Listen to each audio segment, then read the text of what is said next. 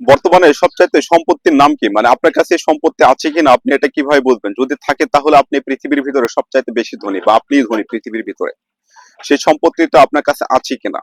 ধরুন তাহলে আজ থেকে ৩০০ বছর আগের কথা বলি। আজ থেকে ৩০০ বা ২০০ বছর আগে এই জমি ছিল কিন্তু মানুষের সম্পত্তি।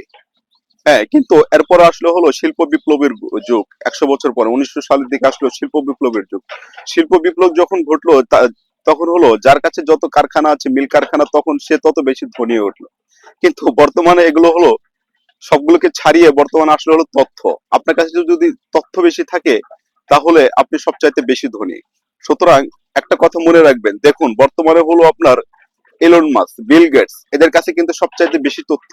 যার কারণে কিন্তু এরা সবচাইতে বেশি ধনী। আর আপনার কাছেও যদি এরকম তথ্য থাকে তাহলে আপনি সবচাইতে বেশি ধনী। জমি বা কারখানার চাইতেও আপনি হলো বেশি ধনী হয়ে যাবেন যদি আপনার কাছে এরকম কোনো তথ্য থাকে। সুতরাং তথ্য হলো খুবই গুরুত্বপূর্ণ বর্তমানে একটা বিষয়। কিন্তু সমস্যা হলো এই তথ্যকে জমি বা কারখানার মতো এক জায়গায় বেঁধে রাখা যায় না। এটা হলো আপনার আলোর গতিতে সারা বিশ্বে ঘুরে বেড়ায়।